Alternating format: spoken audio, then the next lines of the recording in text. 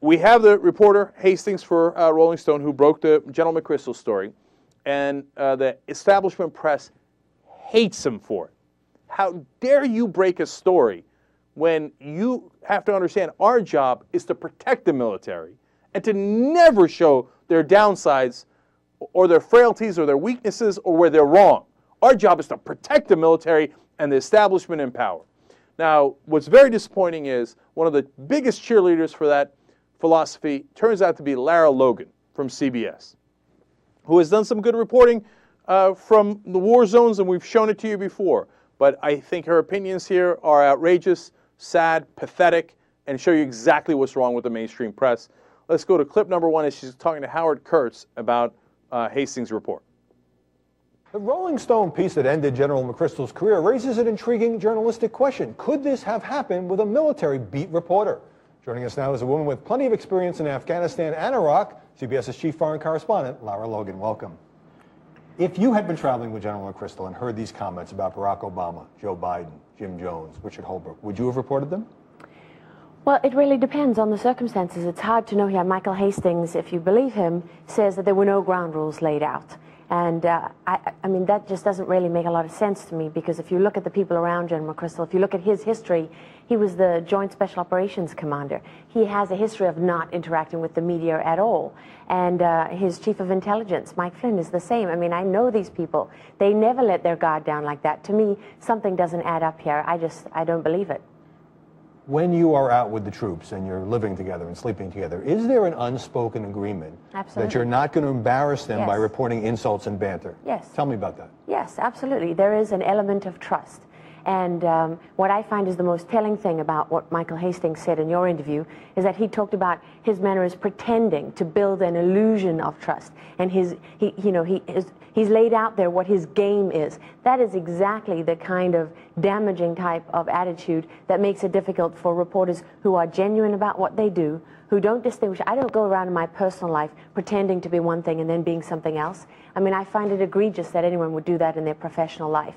And I mean, I take that to the point of even when I apply to interview someone about something difficult and they want to know the areas of the interview, I might not say, well, we're going to spend the whole interview on this, but I will list that. I will list that controversial issue. Because you don't want to blindside them. Because I don't believe in that. But don't beat reporters be nice? Aren't they nice to people to gain their confidence? And sometimes they have to write things that are not flattering. Of course. I mean, the military is a good example. I have never been, they never know what to do with me because I've never been accused of being of being right-wing, and, you know, they want to paint me as left-wing because they expect the media to be that way. But if you look at my body of work, it's always been accurate and fair. Now, Michael Hastings might look at my body of work and say, oh, there's an example of another one of those reporters, unlike me, that didn't go and tell the truth because they wanted to come back. That's not the case. No, it sounds like that is the case. I mean, you're telling me with your own mouth there, you're saying, hey, look, I basically let them look at my questions ahead of time. I don't want to blindside them by doing reporting. We have to build an element of trust so that I can get back in and do another fake story for them. And these guys, they would never talk to the press. You mean like when McChrystal leaked that he needed the 40,000 more troops to the press? You mean when McChrystal was in charge of the press in Iraq in the beginning of the war? He would never talk to the press. He would never let his guard down, except for all the times that he uses you guys, right? Oh, come on. And she seems personally offended. How come we couldn't protect my friend, McChrystal? He's my friend. I trust him. He trusts me. I would never do a bad story about him. I can't believe Hastings would say that we don't do bad stories about them. You just said you wouldn't. All right, let's go to clip number 2. Is that all the things that have been written about Stanley McChrystal being these glowing profiles, he's suggesting that he did a job that the regular beat journalists have not done. I think that's insulting and arrogant myself. I really do, because there are very good beat reporters who've been covering these wars for years, year after year. I mean, Michael Hastings appeared on Baghdad fairly late in the scene, and he was there for a significant period of time. He has his credentials, but he's not the only one. There are a lot of very good reporters out there, and to be fair to the military, if they believe that a piece is balanced, they will let you back. They may not have loved it. They didn't love the piece I did about, hand grenades being thrown in Iraq that were killing troops. They didn't love that piece. It made a lot of people very angry. They didn't block me from coming back. The Washington Post quoted an unnamed senior military official as saying that Michael Hastings broke the off-the-record ground rules. But the person who said this was on background, wouldn't allow his name to be used. Is that fair? Well, it's kryptonite right now. I mean, do you blame him? The commanding general in Afghanistan just lost his job. Who else is going to lose his job? Believe me, all the senior leadership in Afghanistan are waiting for the axe to fall. I've been speaking to some of them. They don't know who's going to stay and who's going to go. I mean, the question is really, is what General McChrystal and his aides were doing so egregious that they deserved to end a career like McChrystal's? I mean, Michael Hastings has never served his country the way McChrystal has. Oh, my God. Listen to her. Listen to her. How could you end her career like this? Other people could lose their jobs. Don't you know our job as reporters is to protect them? To protect their careers? And, you know, Howard Kurtz asked, hey, didn't you write glowing stuff? Didn't everybody write glowing stuff about McChrystal? Yeah, of course. That's what we do. We don't end their careers. We don't jeopardize them by writing bad stuff. Once I wrote a balanced piece, but they still let me back in. Congratulations. Job well done. She said, and did you notice in the early clip? I'm not left or right. Oh, no, no, no, no, no, no, no, no, no, no, no, no, no. Well, I don't try to get to what the truth is. No, I give them balanced pieces that they like so no one will criticize me and let me back in. Look, I might not have believed the things that Hastings was saying to the degree that he was saying them about the beat reporters in the war. After watching Lara Logan, I now believe him completely. Now, okay, if you think Lara Logan is bad, wait till you get a load of Geraldo. He's going to be on O'Reilly, and listen to what he says about Hastings and protecting the military. Go to clip number 4. The man, Michael Hastings, a far-left guy, as we said, and the general was very foolish to let him into his inner circle.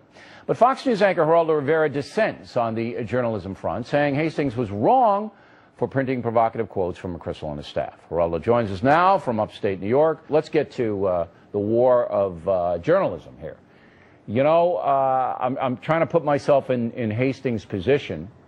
If I'm there and I'm in a bar and McChrystal and his guys are spouting off about Biden and being a moron and all these other things, and it's not off the record, Geraldo, you know that when you allow a journalist in, you say, look, this is on the record, this is off the record. But if it's not off the record, I mean, you know, I'm writing it down. You're not? You know, Bill, this is a situation where you have to put it in the context of war and warriors and honor and the penumbra of privacy that is presumed when it's not on the record specifically. When you're hanging out at a bar waiting for a plane or a train or an automobile and you're stuck together hours and hours and you're drinking in a bar or you're at an airport lounge, this is not an interview context. These guys, particularly the staffers who gave the most damning statements about the civilians in office, including the Vice President of the United States, these guys had no idea that they were being interviewed by this guy. I'm not sure about that, This reporter, Geraldo. wait, hold on, Bill. This reporter from that. Rolling Stone, he was a rat in an eagle's nest. What he did was to become part of the background, part of the scenery, knowing full well, given his political ideology well, let's walk through and this. everything else, his attitude, he knew what he wanted to do. Okay, and I'm not disputing. This was not a 280 hitter. General Stanley McChrystal is no 280 hitter. If General Petraeus is Babe Ruth, and I agree with that analogy, General Stanley McChrystal is Lou Gehrig. He led our Lou special Gehrig, operators. Babe Ruth. He's been deployed more than any fighting general, right, and I good. really am so Geraldo. sick over this. All right, take a deep breath. All right, you got to walk with me through this interview, okay? Calm down. No, but that's perfect. There it is. Geraldo, he's in love with General McChrystal. He wants to go to bed with him. I mean, and they often do. They sleep together. I don't mean like physically in bed together, but they're embedded. They are embedded. And he thinks Stan McChrystal is Lou Gehrig. He's an eagle, and this rat in an eagle's nest did reporting. Called himself a journalist and wrote down things that were true. No, we're not supposed to do that. Did you hear what he said? He said, look, these are warriors. There's honor here. Honor meaning you never report anything bad about them ever, right? No, that there's privacy here. You're a reporter. You're a reporter. We've completely forgotten what reporters are supposed to do.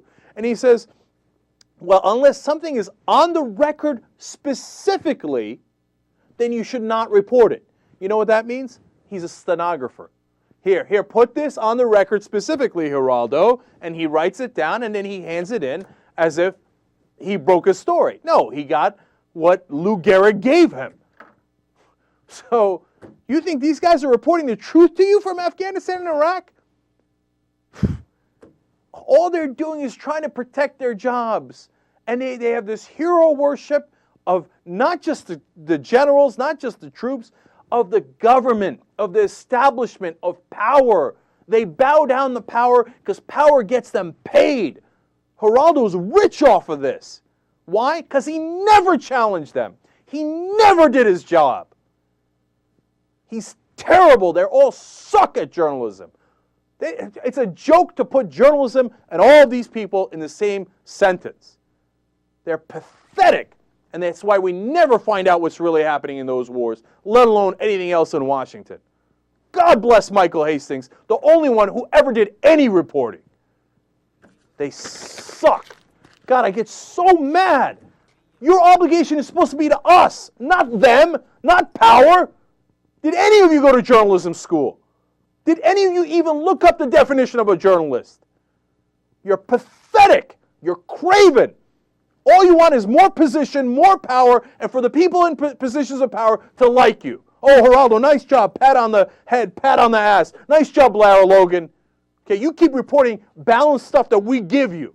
Otherwise, we don't let you back in. Otherwise, you're a rat in an eagle's nest. Don't be a rat. Be a good guy. Do exactly as we tell you. Bow your head. You're not fucking reporters. You're pathetic.